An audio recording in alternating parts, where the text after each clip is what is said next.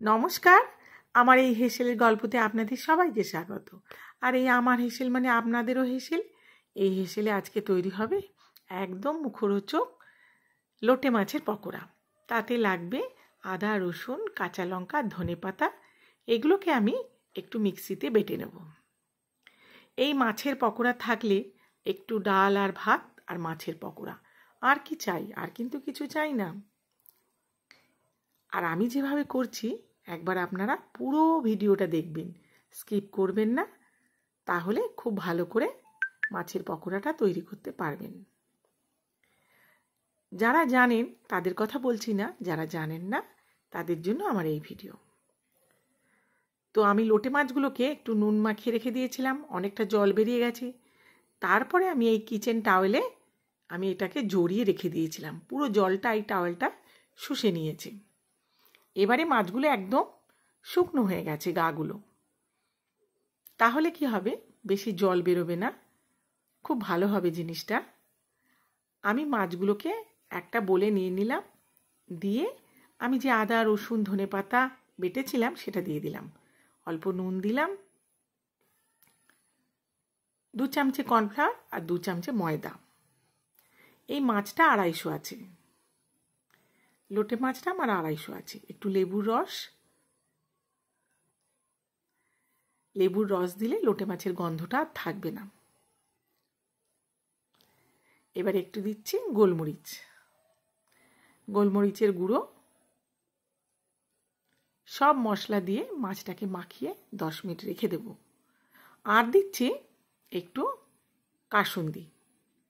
কাসুন্দিটা optional, দিতেও পারেন নাও দিতে পারেন। একটু দিয়ে দিলাম, টেস্টটা খুব ভালো হবে তার জন্য দিয়ে দিলাম। হলুদ তো একটু লাগবে, বেশি নয়, অল্প। একটু চিলি ফ্লেক্স, যেহেতু আমি চিলি ফ্লেক্স খেতে ভালোবাসি তাই আমি দিয়ে দিলাম। আপনাদের যদি না থাকে দেবার দরকার নেই। এবারে আমি মাছগুলোকে বেশ ভালো করে মেখে একটু ঢাকা দিয়ে রেখে দেব।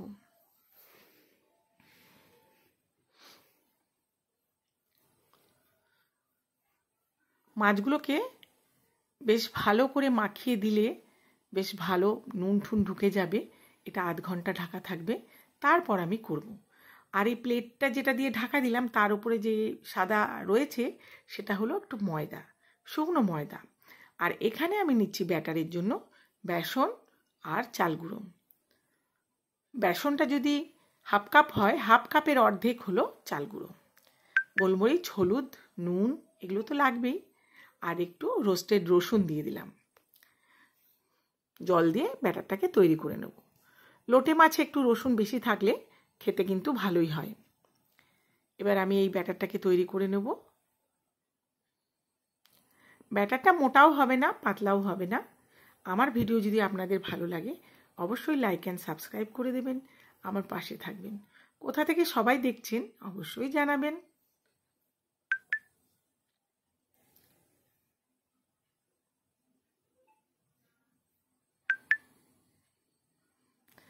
ব্যাটারটা বেশ সুন্দর একটা স্মুথ ব্যাটার তৈরি করে নেব।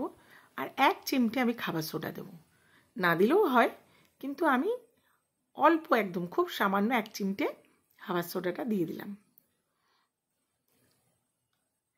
এবারে মাছটা আমি শুকনো ময়দায় আগে ডিপ করে নিয়ে তারপর আমি ব্যাটারে ডিপ করব। তাহলে বেসনটা বেশ সুন্দরভাবে গায়ে লাগবে। না হলে লোটে মাছের গাটা খুব প্লেন থাকে দেখবেন, তো ব্যাটারটা পড়ে যায়, ঠিকঠাকভাবে লাগে না। তার জন্য আমি একবার শুকনো ময়দায় ডুবিয়ে নিয়েছি বা ডিপ করে নিয়েছি, তারপর আমি বেসনে দিয়েছি। এবার কিন্তু মাছ দেখুন দেখা যাচ্ছে না, বেসনটা বেশ সুন্দরভাবে মাছের গায়ে লেগে গেছে। নুনটা দিতে আমি ভুলে গিয়েছিলাম, নুনটা দিয়ে দিলাম।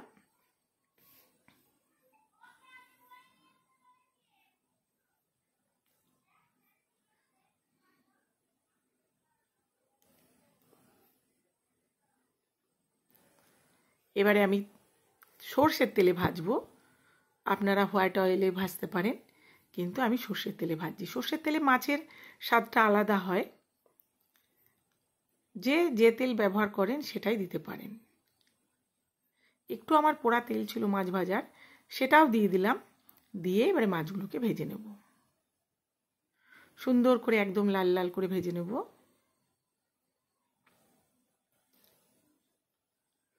চায়ের সাথে খেতেও ভালো লাগে, বেশ মুচমুচে হয় তো, চায়ের সাথে খেতেও খুব সুন্দর লাগে।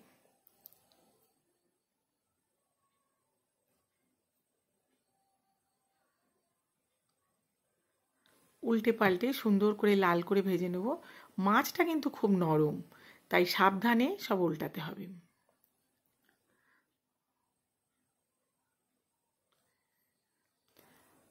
আমি কিচেন টাওয়ালে জড়িয়ে রেখেছিলাম, তাও জল বেরোবে।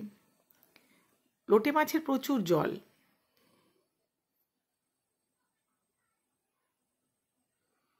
এগুলো আমি উল্টে পাল্টে ভেজে নিয়েছি, তুলে নেব।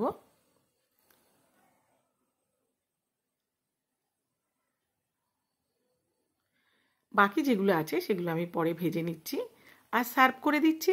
দেখুন কি সুন্দর হয়েছে, একদম খুব মচমচে হয়েছে। আপনারাও সবাই এইভাবে একবার করে খেয়ে দেখবেন, তারপর আমাকে কমেন্টে জানাবেন কেমন লেগেছে। আমি একটু খেয়ে দেখি। দেখুন কি সুন্দর হয়েছে। টেস্টটাও খুব সুন্দর হয়েছে কিন্তু। তাহলে আজ আসি, টাটা।